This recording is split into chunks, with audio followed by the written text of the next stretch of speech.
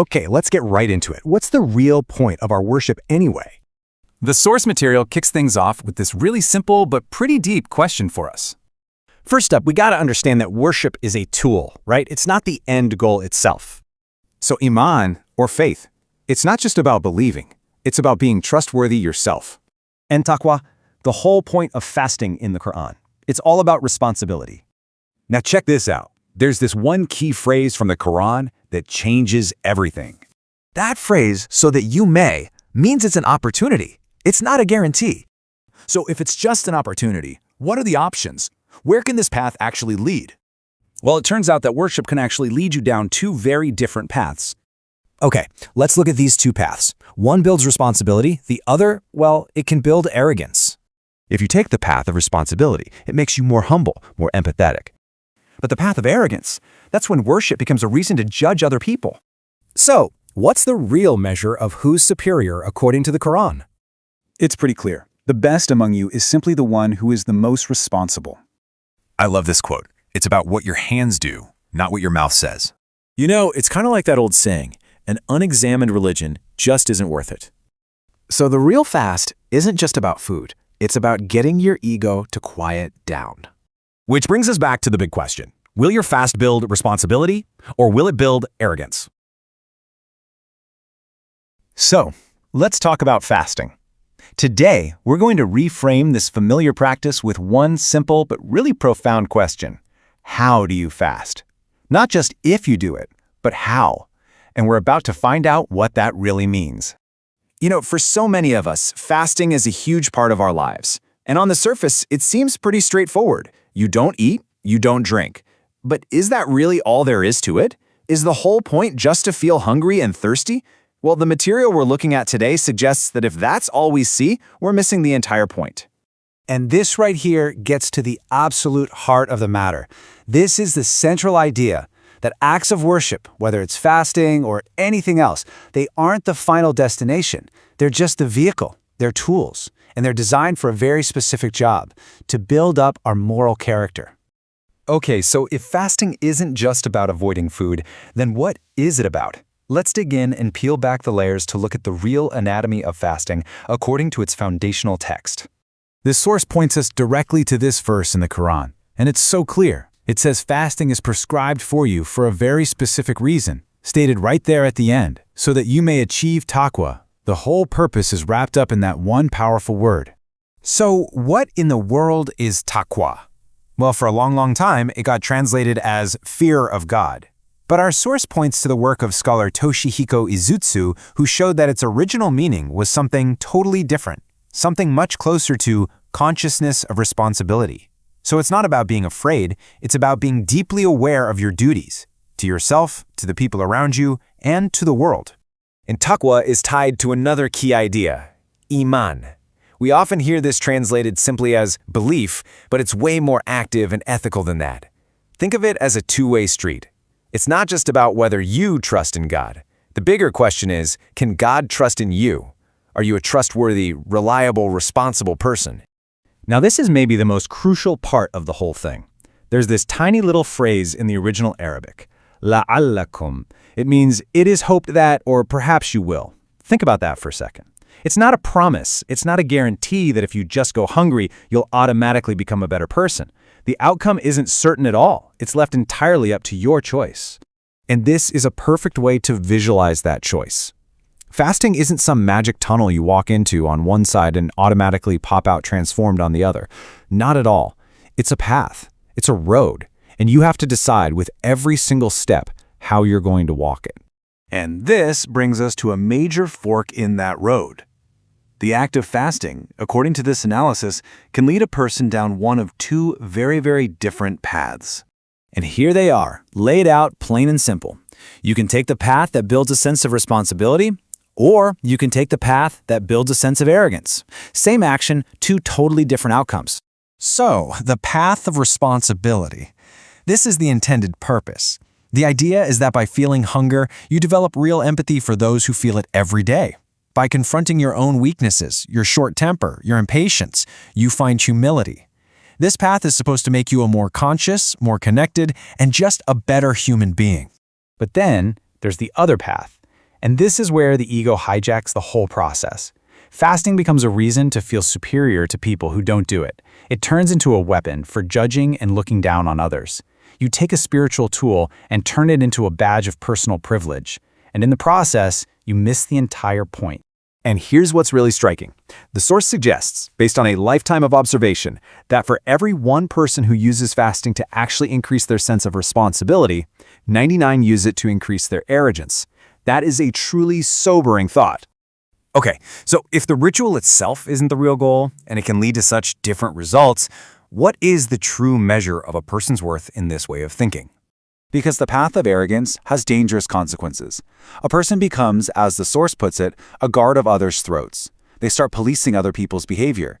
They totally forget the countless valid reasons someone might not be fasting. They could be sick, or traveling, or pregnant. Compassion gets thrown out the window and replaced with judgment. This leads to a really fundamental question. If you can't just look at someone's prayers or their fasting to figure out their worth, since those things can be used for arrogance just as easily as for humility, then what is the real yardstick? And the answer, amazingly, is right there in the Quran. The ultimate measure of a person's honor has nothing to do with their religion or their identity or how many rituals they perform. It says, the most honorable of you is the most responsible of you, the one with the most taqwa. Period. It all comes down to ethical conduct. So really, it all boils down to this. The value of any act of worship is judged by its moral outcome. If it just feeds your ego and makes you feel superior to other people, then the whole divine purpose has been completely missed. All you're left with is an empty, hollow ritual. And all of this brings the entire conversation right back to you. It takes a big, collective ritual and turns it into a deeply personal, deeply profound choice. And I love this adaptation of that classic Socratic line, an unexamined religion is not worth living. And, to take it a step further, an act of worship that doesn't actually turn into moral responsibility, well, it's just not worth doing. So we end where we began, but hopefully with a much deeper sense of what's at stake. The act of fasting presents you with a choice. Is it going to be a tool for you to build responsibility, empathy, and humility? Or is it going to become a weapon for your ego, something to judge others with and feel superior? The path you choose to walk is entirely up to you. Welcome back to the deep dive. Today we're doing something a little different. Yeah, a bit of a pivot from the usual. Right, because usually when we talk about fasting, especially lately, the conversation is completely dominated by biology. Oh, totally. It's all biohacking, autophagy, intermittent fasting to shred body fat, or boosting cognitive function. It's treated as a physiological tune-up. Exactly. It's all about the mechanics of the body, like how do I optimize my insulin sensitivity? Right. Or how do I trigger cellular repair? It's a very utilitarian approach to the human body. But the stack of papers you sent over for today's deep dive, well, I shouldn't say papers, the transcript you sent over, it is not that. Not at all. It treats fasting as a technology, sure, but not a biological one. It treats it as a moral technology. A tool for the soul, if you want to get poetic about it. Yeah, and the title of this source material immediately threw me off. It's a transcript of a talk by Mustafa Islamoglu, and the title is, How Would You Like Your Fasting Served? Such a great title. It sounds like a waiter at a steakhouse. Right. Like, how do you want that done? Rare, medium well, burnt to a crisp. It's a brilliant hook because it immediately destabilizes you as the listener. The title implies that fasting isn't this monolithic automatic thing that you just sort of do and then it's done. It implies a choice. Exactly. It implies there's a menu. It implies there are options. And more importantly, it implies that you might actually be ordering the wrong dish entirely. That you might be consuming something that looks like fasting on the outside, but is actually poisonous on the inside. And having read through this, I think it's fair to say this isn't your typical, Ramadan is coming, let's feel good and buy new prayer rugs kind of lecture. Oh, not even close. It's a complete deconstruction. Honestly, it's felt more like an autopsy to me, or maybe a demolition project. The speaker is taking a sledgehammer to what he calls cultural baggage to find out why this ritual even exists in the first place. And the central thesis that got my attention immediately was this hard distinction he draws between a goal and a tool. That is the core of the entire argument. If you miss that, you miss everything in this text. Walk us through that. So most people treat the ritual, the hunger, the thirst, the waking up early as the goal itself. They think, I didn't eat from sunrise to sunset, therefore I have achieved the objective. Right, box checked. Exactly.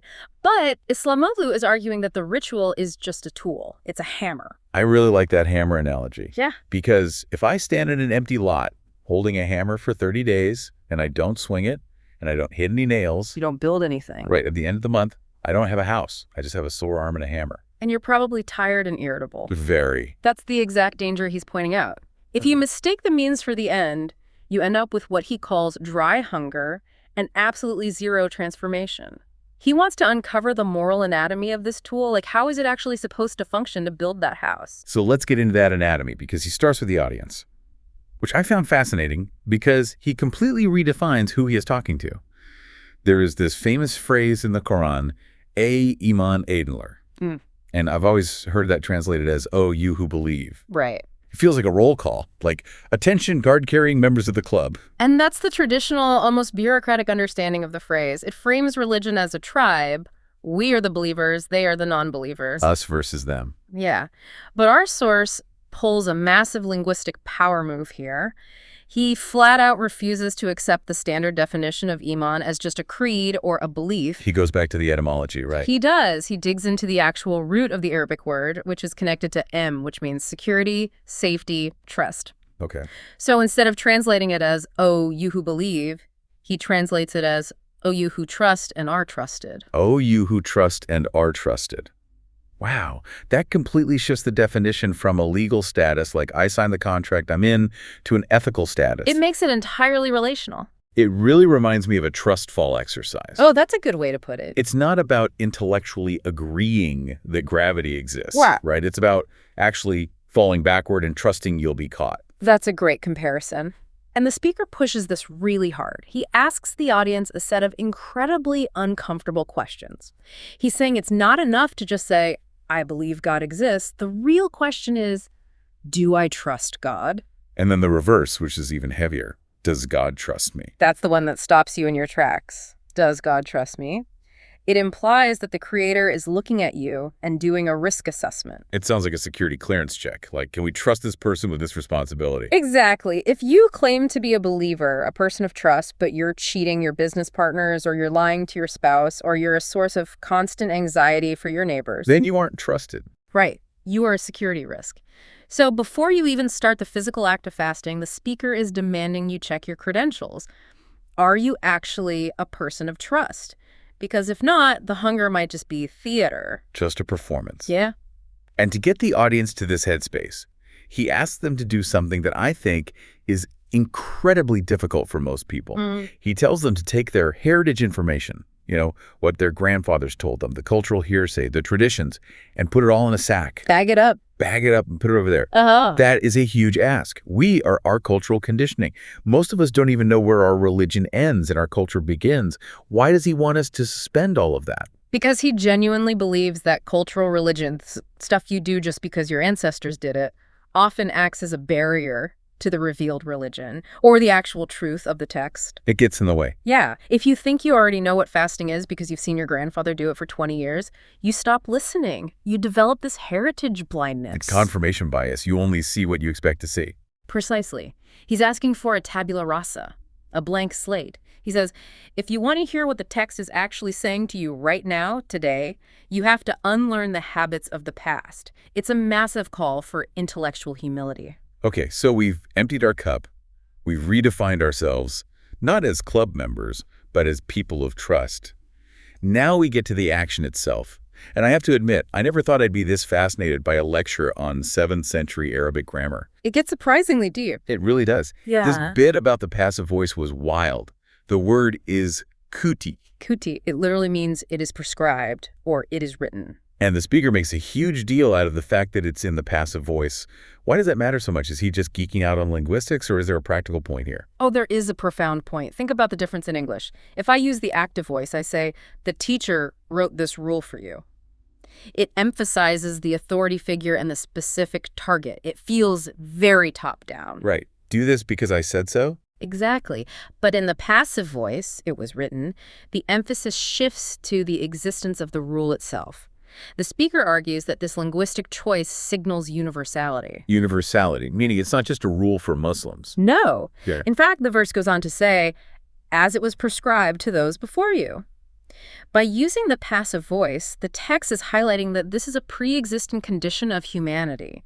Fasting is a human phenomenon. It's not a tribal invention. That's very true. You look at history, the ancient Greeks fasted for mental clarity. The Hindus fast. Right, and indigenous cultures in the Americas use fasting for vision quests. It is everywhere. Even the secular world today, like we were saying at the start, people fast for health, for longevity. The speaker is suggesting that by using the word kutibe, the text is basically saying, look, this is a law of the human operating system. Like gravity. Yes, gravity isn't a Muslim rule or a Christian rule. It's just how physics works. Fasting is how spiritual physics works. That's a really cool way to frame it. It's not God invented this arbitrary hurdle for you to jump over. This is a mechanism for human development that has always existed, and you need to use it. And because it's a universal mechanism, it connects you to all of humanity. When you fast, you aren't isolating yourself in a religious silo. You are joining the universal human experience of discipline and deprivation. Okay, so we have a universal tool, but every tool has a function. A hammer is for nails. A saw is for wood. What is the tool of fasting used for? And this is where the transcript took a left turn that I absolutely did not see coming. The Japanese scholar. Yes. We are deep in Islamic theology, analyzing Arabic roots, and suddenly a Japanese philosopher walks into the room. Toshihiko Izutsu. I had to pause and look him up. What is a Japanese semantic philosopher from the mid-20th century doing in a sermon about Ramadan? This is one of my absolute favorite parts of the source material because it shows the speaker's intellectual range. He's clearly not stuck in a bubble. He actually introduces Izutsu as a mu'min, a believer in the broad, universal sense of the word, and describes his work as intellectual excavation. Semantic archaeology. I love that term. It's the perfect description for what he did. Izutsu realized that words are like living organisms. They change, they pick up cultural baggage, they get distorted over centuries of use. Sure. So he wanted to dig down to the bedrock of 7th century Arabia to see what these words meant before all the theology and politics piled up on top of them. He wanted the original moral charge of the language. And the artifact he dug up was the word takva. Takva. Now, if you walk into a mosque today and ask what takva means, 9 out of 10 people will tell you it means fear of God. Or piety. Which feels really vague. Yeah. Fear I kind of get, but piety just sounds like a mood. Like, I feel very pious today. It doesn't tell you what to actually do. It's passive. It's entirely internal.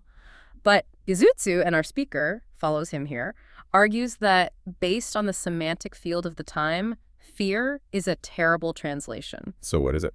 They define takva as responsibility consciousness. In Turkish, sorumluluk bilinci. Responsibility consciousness. Man, that is so much sharper. It's not an emotion. It's a cognitive state. It's being awake to your duties. It connects all the dots perfectly. The speaker builds this formula. Step 1, Iman adler, you who trust. Step 2, kutibe alaikum, the tool of fasting is prescribed to you. Step 3, why? Le alaikum tetakun. So trust plus fasting equals responsibility. That's the equation. The hunger is the catalyst. When you are hungry, your defenses drop. You realize, I am not a god. I am not self-sufficient. I need bread. I need water. And that realization of weakness is supposed to trigger a realization of responsibility. Exactly. It's like when the power goes out in your house. Suddenly, you are hyper-aware of the electricity, the cold, the food spoiling in the fridge. You become responsible for managing your survival in a way you weren't when the lights were just humming along. That's a fantastic analogy. Fasting is a voluntary power outage. It forces you to look at the grid. You become responsible to the soil that grew your food, the water you drink, the animals, and the people around you. It fundamentally moves you from a consumer to a steward. But, and this is the uncertainty principle that the speaker highlights, there's a glitch in the equation. Or maybe not a glitch, but a variable. That word, li'alakum. Li'alakum. It translates to so that you may or hopefully. That is a very load-bearing hope. It really is. And the speaker hammers this point home. He says, there is no guarantee. Fasting isn't a car wash. You don't just drive your dirty soul in one end, sit there passively while the hunger sprays over you, and pop out the other end clean and shiny. I think a lot of people treat it exactly like a car wash, though. Or a vending machine. I put in the hunger coins, I get out the salvation prize. That's the transactional view of religion. I paid the price, give me the product. But the speaker argues that the word li'alakum implies human agency. It implies risk. You can hold the tool, you can go through the motions, and you can still fail. You can literally starve yourself for 30 days and end up with nothing but a bad mood and low blood sugar. Exactly. The text says, so that hopefully you will attain responsibility. It doesn't say, and you will attain it. It's an opportunity, not a promise. And because it's a choice, because there's that real risk of failure, the speaker observes that people tend to diverge into two very different paths. He calls them theologies. Yes. And this is where the social critique really starts to bite. We have the theology of responsibility. And the theology of arrogance. Kabir? And he's not very optimistic about the numbers here, is he? No, he's not. He throws out this rhetorical statistic. He suspects the ratio is 99-1. 99 people falling into the arrogance trap for every one person who actually achieves responsibility. That is incredibly bleak. But let's unpack that arrogance path. How does fasting, which is supposed to make you humble and aware of your weakness, how does that make you arrogant? It seems totally counterintuitive. It's the ego hijacking the ritual. The mindset goes like this. I am fasting. I am suffering. I am doing something difficult that others aren't doing. Therefore, I am superior to everyone who is not doing this. It becomes a badge of honor. I'm in the elite club. Look at me. I'm starving for God. It turns the hunger into a status symbol, and the speaker mocks this logic mercilessly. He asks a very blunt, very provocative question. Who told you that an empty stomach opens the gates of heaven? Right. He points out that if hunger was the only metric for holiness, we have a lot of competition. Animals go hungry. There are millions of people in the world right now, in famine zones, in crushing poverty, who are starving involuntarily. If the sheer act of not eating made you holy, those people would be the saints of the age. That's a brutal point, but it really cuts through the noise. The involuntary poor are winning the hunger game, so to speak. But the arrogant faster thinks their voluntary hunger makes them special. The speaker compares this mindset directly to the Middle Ages, specifically the selling of indulgences in the Catholic Church. He uses the Turkish term senet tapusu, a title deed for heaven. I paid my dues, now give me my VIP pass. And this is where it gets incredibly dangerous socially. Because once you think you have that VIP pass, once you think you've bought your salvation with your hunger, you start looking down on everyone else. The speaker uses a very strong metaphor here. Zabani. A Zabani is like a demon, right? A tormentor in hell. Yes. He says the arrogant faster becomes a demon to the people around them. They become irritable, they become judgmental, and they become cruel.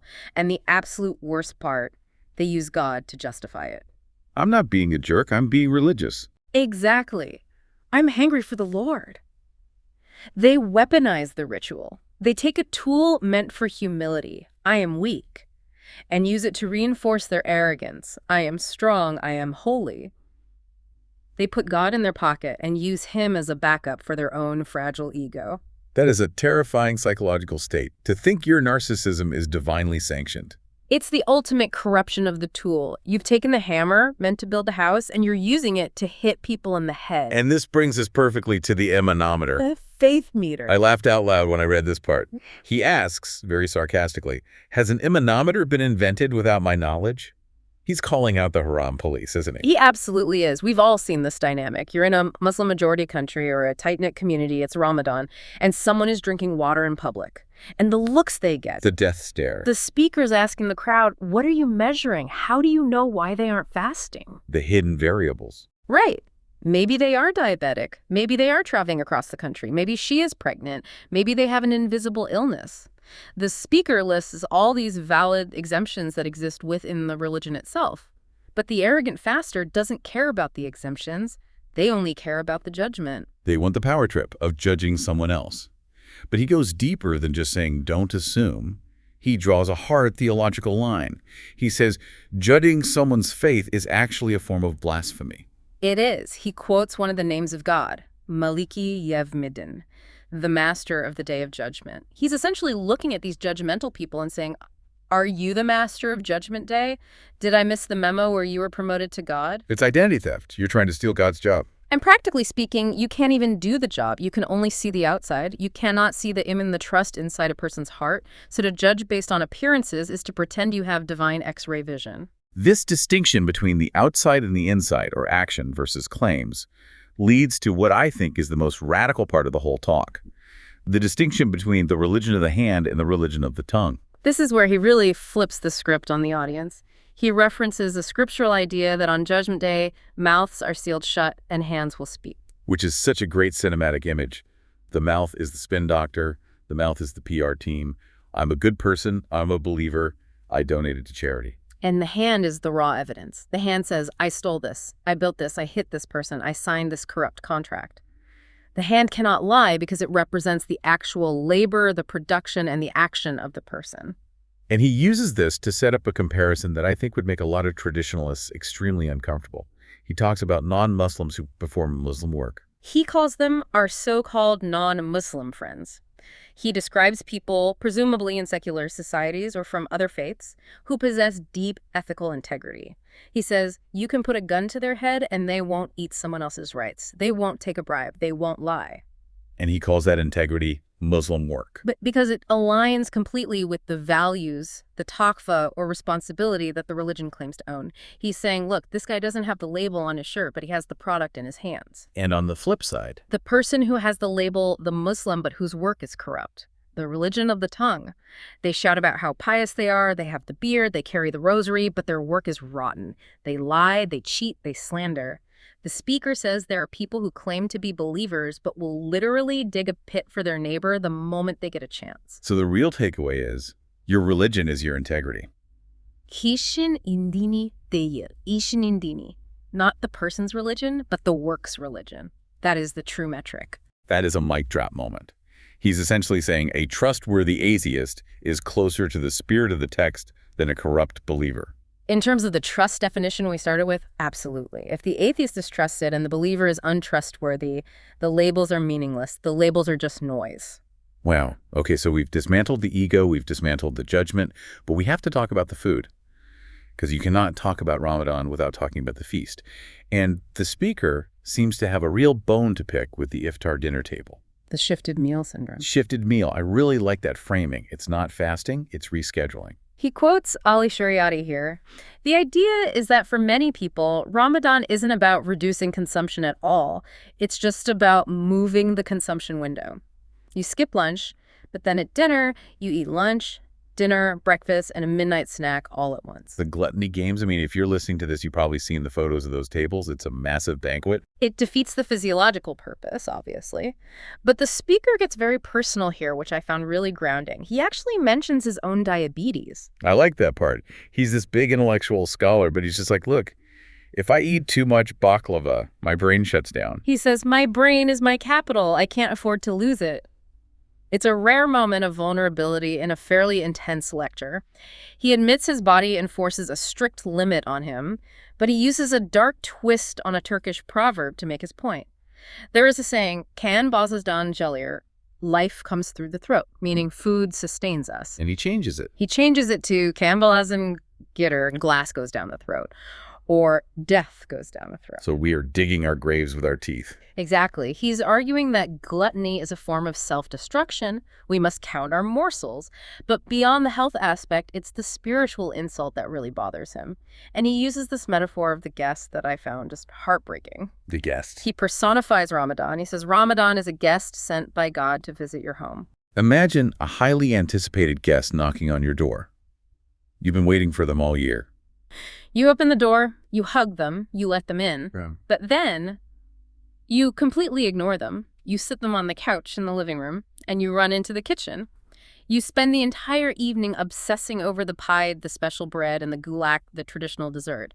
You ignore the jest, which is the spiritual meaning, because you are too obsessed with the catering. The guest is just sitting there twiddling their thumbs while you're stuffing your face and complaining about how hungry you were all day. The speaker says the guest will leave at the end of the month and complain to God. I went to them, but they didn't treat me. They treated their stomach. They didn't see me. They only saw the pita bread. We fall in love with the festival and completely miss the meaning. We turn a discipline of scarcity into a carnival of consumption. It is the ultimate irony. The tool was stop eating to build responsibility. We turned it into don't eat for 12 hours so we can binge eat for 6 hours and feel superior about ourselves. So, bringing it all back to the start, the question on the menu, how would you like your fasting served? It really is a choice. You can order the Arrogance special, which comes with a side of judgment, a title deed to heaven, and a whole lot of food. But that path makes you a zamani, a tormentor. It reinforces the exact ego you were supposed to be crushing. Or you can order the responsibility platter. Which is humble. It acknowledges weakness. It builds trust. It respects the environment. And hopefully, Lialcom, it transforms you into a person of actual integrity. The speaker ends with a remix of Socrates that I think sums this whole deep dive up perfectly. Socrates famously said, "An unexamined life is not worth living." And Islamoloo says, "An unexamined religion is not worth living." That is so powerful. An unexamined religion is not worth living. It means if your ritual isn't passing through your brain and your conscience, if it's just autopilot, if it's just heritage from your grandfather, if it's just habit, it's worthless. It's just a diet. It's just gymnastics. Yeah. It has to be examined to be transformative. It forces you to look in the mirror. Next time you're performing a ritual, whether it's fasting for Ramadan or doing a dopamine detox or meditating or even just going to the gym, ask yourself, is this a tool for my ego? Is this so I can post about it on social media and feel better than everyone else? Or is it a tool for my humanity? That is the question. And remember, the result isn't guaranteed. God hopes we choose responsibility, but you have to do the work. The tool doesn't build the house. You build the house using the tool. Hopefully we all get there. Well, thank you for guiding us through this deconstruction today. This was definitely deeper and much more challenging than I expected. My pleasure. It's always good to check the menu before you order. And thank you all for listening. How would you like your fasting served? If you're listening to this, maybe take a moment to look at the secular rituals in your own life. Are we doing the exact same thing with our modern diets and wellness routines? Turning tools for well-being into tools for arrogance? Let us know what you think. Until next time, keep diving deep. Welcome back to The Critique. Today we're diving straight into a draft transcript of a sermon by Mustafa Islamoglu titled, "How Would You Take Your Fasting?" Yeah, it basically deconstructs the ritual of fasting, arguing it should build ethical responsibility, taqwa, rather than spiritual arrogance. Right. Let's get right into the feedback. The pacing of the two theologies hook is our first major structural critique. I completely agree. The central and honestly the most compelling framework of the piece, this dichotomy between responsibility theology and arrogance theology, is introduced far too late in the narrative flow.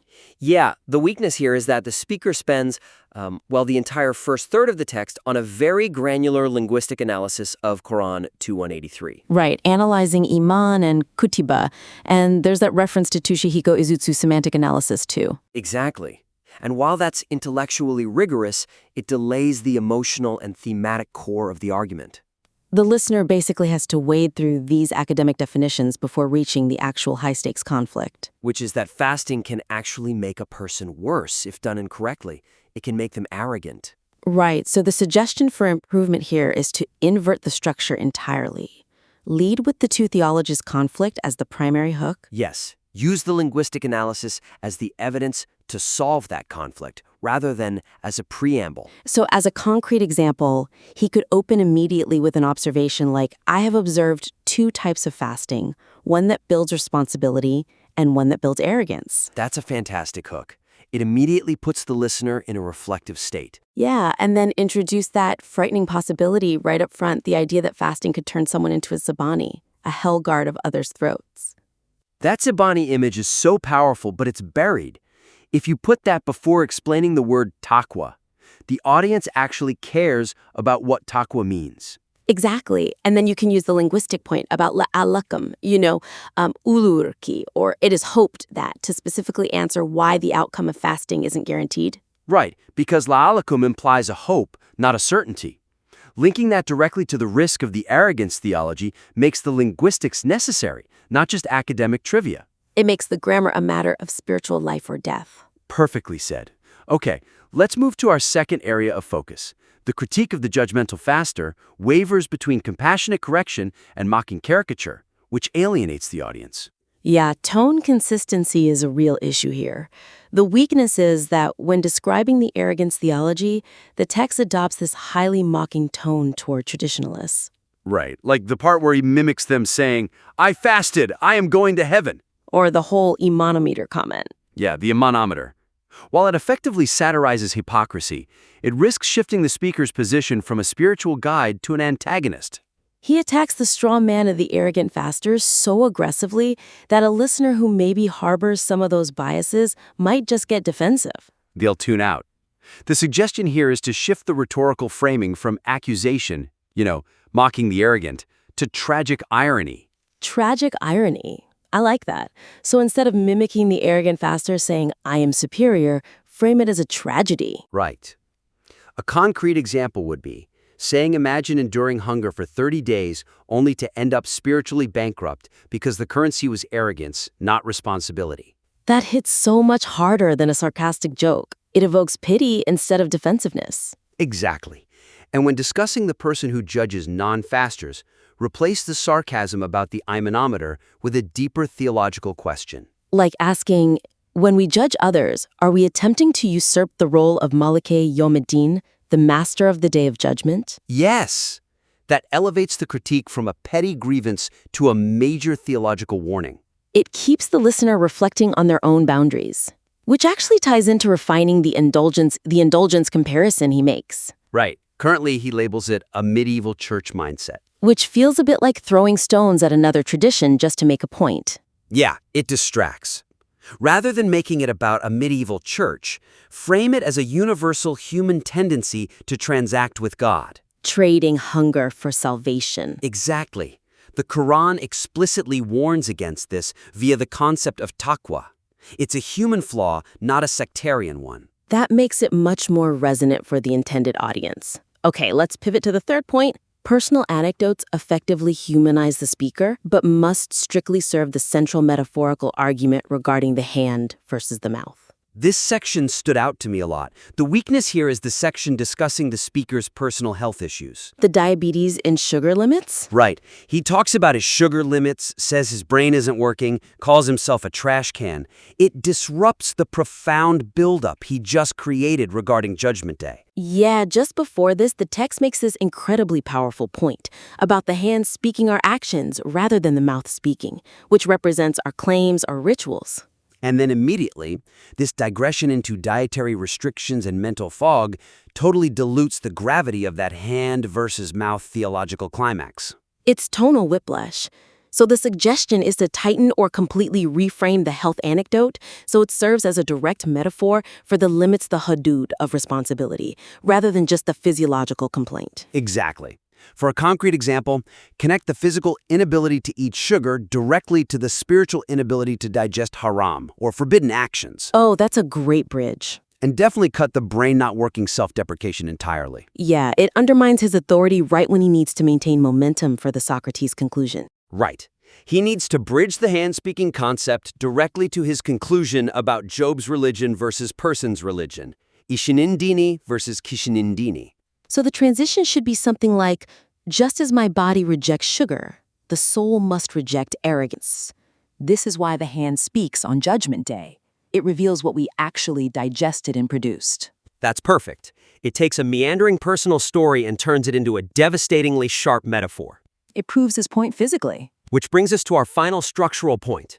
The synthesis of Socratic philosophy with Islamic theology provides a high-impact closing, but it is currently diluted by the subsequent festival versus Ramadan metaphor. Yeah, the ending.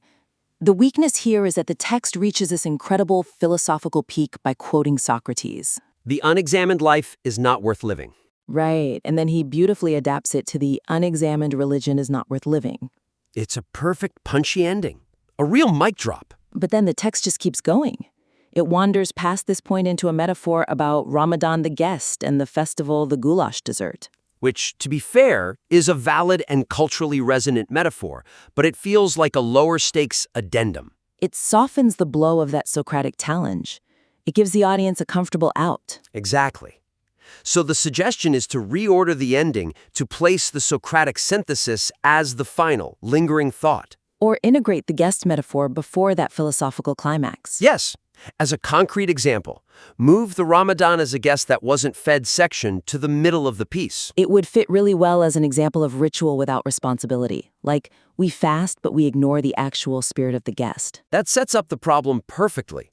Then, you end the piece immediately after the Socratic challenge. So the final words the listener hears are, will you take your fasting as a narcotic for your ego, or as the awakening of your responsibility. An unexamined religion is not worth living. And then just stop. Cut to black. Ensure that final call to action, choosing between arrogance and taqwa, is the very last thing they hear, rather than pleasantries about holiday sweets. It leaves them with homework. It challenges them, which is exactly what this audience wants. Let's quickly recap the main actionable advice for the author. First, front-load the two theologies conflict to hook the reader immediately, moving the dense linguistics to a supporting role. Second, shift the tone from mocking to tragic irony when discussing the arrogant faster. Replace the imam-and-ometer jokes with the Maliki Yiv Mid-Din theological warning. Third, tighten the personal anecdotes. Reframe the sugar story as a metaphor for spiritual limits, and cut the self-deprecating mental fog comments to preserve the hand versus mouth climax. And lastly, restructure the conclusion. Move the Ramadan guest metaphor earlier, and end definitively on the Socratic adaptation, the unexamined religion is not worth living. If the writer applies these structural and tonal shifts, this draft is going to hit incredibly hard. The core material is already very strong. Absolutely. We'd love to invite the author to implement these changes and submit the revised draft back to us for a follow-up critique. Looking forward to reading it. Thanks for tuning in to the critique. We'll catch you on the next one. Welcome to the debate.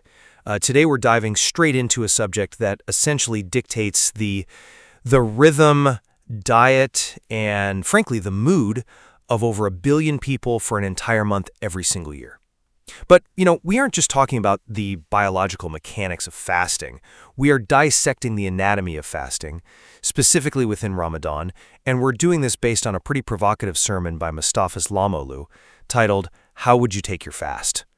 And I have to say, right up front, this is definitely not your standard benefits of fasting lecture. No, not at all. It's a sermon that essentially takes a sledgehammer to the comfort zone of the average believer. It asks a question that is, frankly, deeply unsettling. It asks, is the value of fasting found in the strict performance of the ritual and the communal identity it creates? Or is the ritual completely empty, maybe even dangerous, without a radical, individual, ethical transformation? Right, exactly. And that is the core tension we are navigating today. Is fasting a destination, or is it a vehicle? I will be arguing the position derived directly from the source material, which is that fasting is solely a tool. It is a means to an end. Its only real purpose is to build what the source calls responsibility consciousness.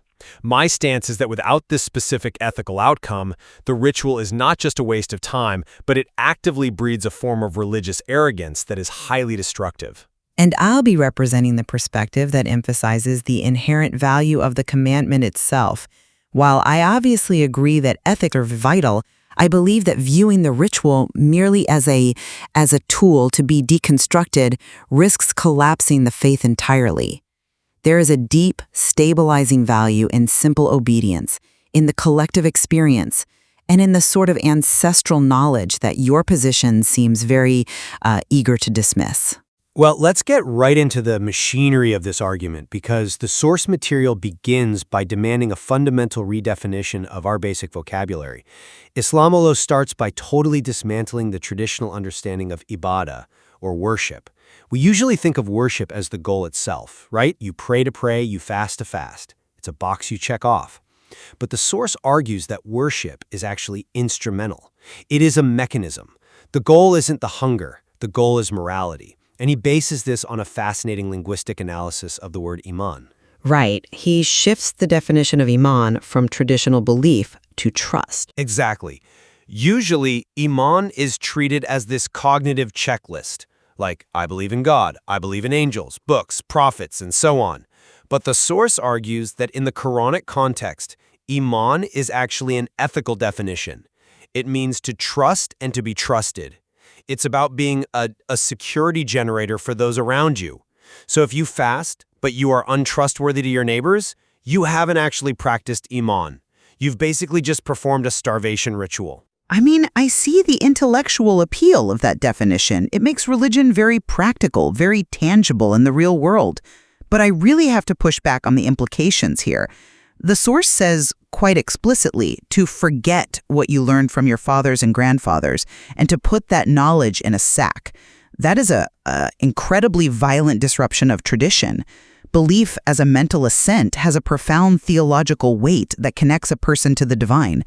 If we reduce faith entirely to just being a trustworthy neighbor, do we lose that vertical connection to God in favor of a purely horizontal connection to society? Tradition acts as a stabilizing force. Telling people their ancestors were fundamentally wrong is a really good way to alienate them, not improve them. I see why you prioritize the tradition, but the materials strongly suggest that the vertical connection is essentially an illusion if the horizontal one is broken. The text uses a very specific metaphor here. Fasting is not a magic tunnel. You don't just walk in one end as a sinner, starve for 30 days, and pop out the other side as a saint automatically. It's not a car wash for the soul, where you can just sit in neutral and let the machinery clean you. Well, a car wash implies passivity, sure, but there is comfort in that passivity. It implies grace, doesn't it? But the source argues that this exact passivity is what leads to failure. The sermon points out the passive voice in the verse, kutiba, it is written or prescribed. Notice it doesn't say who wrote it in that specific grammatical instance. The source interprets this to mean that fasting is a universal human experience. It's found in every culture. It's not some exclusive tribal badge of honor for Muslims. It is a universal human mechanism for self-mastery. If you treat it as a magic tunnel or a tribal badge, you miss the mechanism completely. You are basically holding the hammer and admiring how it looks rather than using it to hit the nail. I come at it from a very different way.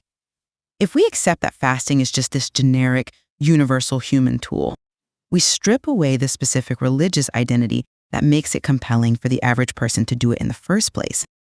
The source compares believers to people born in the Vatican to make a point about accidental geography. But if my fasting is just a tool for secular self-help, why must I do it during Ramadan? Why follow the specific rules of the Quran?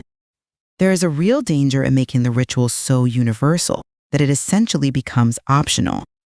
The strictness of the Ramadan framing is what creates the discipline, not some vague concept of universal fasting. I understand the fear of diluting the identity, but let's look at what that discipline is actually supposed to produce. This is really the core insight of the sermon. The source drills down into the word taqwa, which is traditionally translated as fear of God or piety. Correct, but the source cites Toshihiko Izutsu. For a bit of context, Izutsu was a Japanese scholar of semantics who mapped the worldview of the Quran by rigorously analyzing how words were used in that specific historical era. Izutsu argues that taqwa isn't fear at all. It is responsibility consciousness. Responsibility consciousness? I have to be honest, it sounds very corporate. It sounds like a buzzword from an HR seminar on leadership. We need to raise our responsibility consciousness this quarter. It sounds modern to our ears, but the concept is ancient. The source argues that fear of God creates distance. You naturally hide from what you fear, but responsibility toward God creates intimacy and personal agency. And here is where the sermon really drops the hammer. It highlights the Arabic particle lay alakum found in the verse regarding fasting. It translates to so that you may, or it is hoped. It is hoped. Yes, it is hoped. That is the hinge of the entire argument. It's a probability, not a guarantee. God is saying, I have given you this tool of fasting, and I hope you use it to become responsible. It implies the outcome depends entirely on the user.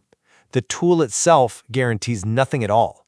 You could fast for 80 years and achieve zero spiritual results if your intention isn't actively calibrated toward responsibility. I find that deeply terrifying. Why? It puts the power squarely in your hands. Because religion is supposed to provide psychological safety. The traditional view is very straightforward. I obeyed the command. I suffered the hunger. God is just, so he will reward me. That is a transaction I can understand. It's stable. If you tell me, well, you starved yourself for a month, but we aren't really sure if you achieved responsibility consciousness, so it might have been for nothing, you are introducing a paralyzing anxiety. Most people aren't philosophers trying to decode semantics. They are just trying to get through the day. If the result is just a hope, why even bother with the struggle? I'm not convinced by that line of reasoning, because the alternative to that anxiety isn't safety, it's arrogance. The source identifies this exact psychological comfort you're defending as the root of the theology of arrogance, or kibir. This is by far the most scathing part of the material. It draws a very sharp line between the theology of responsibility and the theology of arrogance. It frames them as binary opposites. Because in practice, they often are. The source suggests that for many, fasting simply becomes a mechanism for superiority. The mindset becomes, I fasted, therefore I am saved. And, inevitably, you didn't fast, therefore you are damned. The fasting becomes a pedestal. The source argues that if your worship makes you look down on others, it's not worship. It's purely ego-building. But is it really arrogance? Or is it protective social cohesion? The source mocks the idea of an imanometer, a thermometer to measure someone else's faith. But let's be real here for a second. When a community sees someone eating openly during Ramadan and they frown upon it, are they trying to play God, or are they just trying to maintain the sanctity of the public space? I have to ask, is noticing a public transgression the exact same thing as judging the eternal soul? According to the source, yes, because you simply don't know the context. The sermon explicitly asks, are you their God? It emphasizes that only God sees the internal state. A person might be ill, traveling, pregnant, or simply struggling with a profound personal crisis you can't see. But the moment the faster looks down on the non-faster, the faster has committed the much greater sin. The faster has succumbed to kibir. The source actually uses a terrifying ratio, suggesting that perhaps 99 out of 100 people fall into this arrogance theology. I really have to stop you on that statistic. 99 to 1? That is the direct implication in the text. That is pure hyperbole designed to shock, and I think it's actually quite damaging. To suggest that 99% of believers are becoming narcissists through their worship is a profound uncharitability toward the faithful. Think of the grandmother in a rural village who doesn't know who Toshihiko Izutsu is. She fasts because she loves God. She's tired, she's thirsty, she's weak. Is she arrogant? No, she is incredibly humble. By framing the arrogant group as the vast, overwhelming majority, the source risks completely devaluing the sincere, quiet obedience of the masses. It paints a picture of religion that is much, much darker than the reality I see. I think the source would clarify that the grandmother likely has responsibility consciousness intuitively. The target of this critique isn't the humble grandmother. The target is the person who uses their fasting as a weapon against others. And this brings us nicely to the hands-speak argument. This is where the source completely deconstructs the idea of believer as a mere status symbol. This is the reference to the Day of Judgment. Yes. The source references the Quranic concept that on the Day of Judgment, mouths will be taped shut. Mouths make claims, I was a Muslim, I was a believer, I fasted every single year. But the source says, the mouth is silenced, the hands will speak. It's a very powerful, almost cinematic image. And it's a massive doctrinal pivot. Hands represent labor, action, production. The source distinguishes between Job's religion, which is just a demographic label, and person's religion, which is character. It argues that your religion is defined entirely by what you produce in the world, not what you claim with your tongue. And this leads to what might be the most controversial point in the entire sermon. A person who is culturally non-Muslim but acts with integrity, justice, and truth is superior to a Muslim who fasts but lies and cheats. And this is exactly where the deconstruction goes way too far for me. This brings us back to that Vatican argument again. Explain your hesitation there. The source mentions a hypothetical person born in the Vatican. They are Catholic by birth, just as someone in Istanbul is Muslim by birth. The source calls this geographic fate. The argument essentially says, you can't claim credit for where you were born. If a good person in the West is ethical and a bad faster is unethical, the source says the Westerner is superior. But if that's true, what is the purpose of revelation? What is the purpose of the Quran at all? If secular ethics are the absolute only metric that matters, then the specific rituals of Islam are just optional cultural accessories. You're reducing a divine religion to a generic code of conduct. Your geography is your fate. Why is your fate credited to you? You didn't choose to be Muslim initially. You just fell into it by birth. Therefore, you cannot claim any superiority based on an identity you didn't earn. You can only claim value based on the choices you make within that context. Fasting is the training ground to make those better choices. If you fast, but you are a tyrant to the throat of others, if you eat the rights of other people, you have missed the point entirely. The Vatican comparison isn't to say Islam doesn't matter, it's to say luck doesn't save you, only responsibility saves you. I see the logic, I really do. But it destabilizes the fundamental sense of belonging. Religion is not just a gymnasium for ethics, it is a home. It is an identity. When the source mocks geographical fate, it totally dismisses the beauty of heritage. Yes, I was born here, and yes, that determined my faith, but that doesn't make my practice merely accidental. It makes it my inheritance. The source seems to want us to earn every single inch of our faith intellectually, but sometimes inheriting the faith of your ancestors is a mercy, not a weakness. But an inheritance you squander is worse than having no inheritance at all. The source describes people who use their religiousness as a convenient cover for wickedness. People you couldn't stop from lying or slandering even if you put a gun to their heads. Yet they proudly claim the title of believer just because they fast. The source is demanding consistency. It is saying, don't tell me you are a faster, show me you are responsible. If your hands, your actions are dirty, your empty stomach does absolutely nothing to clean them. That is a hard truth, I will admit that. But let's shift slightly and look at the physical aspect, because the source gets very graphic about the biological reality of how we practice fasting today. The shifting meal times critique. Right. The source paints a picture that I think everyone listening recognizes immediately. It argues that for many, fasting has devolved into nothing more than a simple schedule change.